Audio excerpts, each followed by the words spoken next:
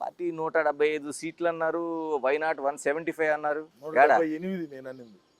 ఆ, 2 తిరువల్లూరు, ఒకటి తిరువల్లూరు, కాట్పాడి, ఒకటి అస్సాము, 178 వచ్చాయని చెప్పినాం.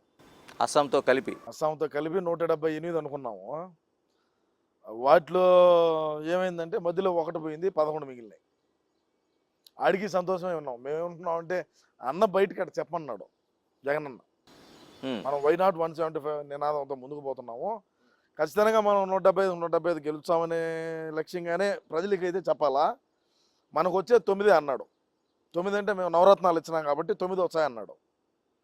నవరత్నాలు కాస్త 2 ఎక్స్ట్రాగా వచ్చినాయి. మాకు సంతోషపడినాం మేము. అంటే ముందే ప్రిపేర్ అయింది ఇది అంతా. ఖచ్చితంగా ప్రిపేరే కదా. ఇదంతా ఒక దీంట్లో జరిగినటువంటిది, ఒక ట్రాకు, ఒక ఆలోచన విధానము. అన్న ఆలోచన విధానం మీకు తెలియదు ఏమున్నది. అదే ఆలోచన విధానంతోనే ముందుకు పోయినాడు. కానీ ప్రజలు 2 సీట్లు ఇంకా ఎక్స్ట్రా ఇచ్చారని మేము సంతోషపడతాం. అంతర్జాతీయ అధ్యక్షుడిగా ఉన్నారు మీరు వైసీపీ. ప్రధాన కార్యదర్శిగా ఉన్నారు. అంతర్జాతీయ ప్రధాన కార్యదర్శి వైసీపీకి. మరి మీరు చేసిన పథకాలు ఏమైనట్టు, అవ్వలు తాతలు ఏమైనట్టు, ఏం జరిగింది? ఇప్పుడు అదే కదా అన్నగాడు ఆ రోజు ఆలోచన చేసింది. బయటకు వచ్చి బటన్ వచ్చినాము, ఛార్జింగ్ పెట్టి బటన్ వచ్చినాము.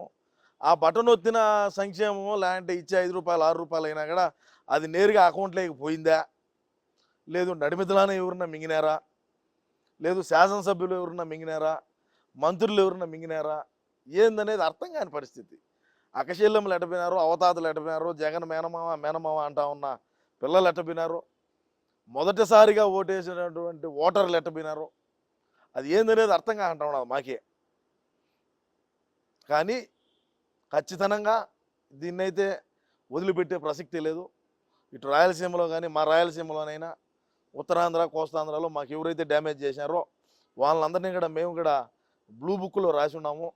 2029లో అయినా మేము మళ్ళా అధికారంలోకి రాలేం. కానీ 2039లో అయినా 175 అనే నినాదంతో ముందుకు పోయి 39లో అదే మేము రాసినటువంటి బ్లూ బుక్లో ఓపెన్ చేసి చూస్తాం ఆ రోజు. అంటే లోకేష్ గారు రాసిన రెడ్ బుక్లోనైతే ఎవరెవరో అన్యాయం చేశారు, ఎవరెవరో కాన్స్టిట్యూషన్కి విరుద్ధంగా పనిచేశారు, వాళ్ళ విధులకి ఐఏఎస్ఎల్ కావచ్చు, ఐపీఎస్ఎల్ కావచ్చు, ఇలాంటివన్నీ ఉన్నాయి. మీ బ్లూ బుక్లో ఏమి ఉండబోతున్నాయి? అదే ఇప్పుడు మేము బట్టలు వచ్చినాం కదా, మా పార్టీకి ఎవడు డ్యామేజ్ చేశాడు? మీ పార్టీ లోపలే, మా పార్టీ అంతర్గతంగానే లోపలనే డ్యామేజ్ జరిగింటే కదా. అవును, ఇప్పుడు మంత్రులు ఉన్నారు, కనీసం ఒక మంత్రి గెలిచిన పాపాన పోయినాడా? ఒక మంత్రి అయినా గెలిచినాడా? తొలి దశలో విడుదల చేసిన మంత్రులు ఉన్నారు, ఓళ్ళు గెలిచినారా? మళ్ళీ 2వ దశలో మళ్ళా మంత్రులు ఓళ్ళు గెలిచినారా? ఎవరు గెలిచిన పరిస్థితి.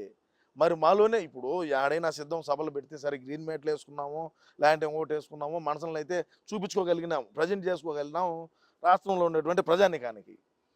మరి ఇంత కథ చేసి ఇంత చేసినప్పుడు మాకు ఎక్కడ డ్యామేజ్ జరిగింది? 151 స్థానాలేడా, 11 స్థానాలేడా?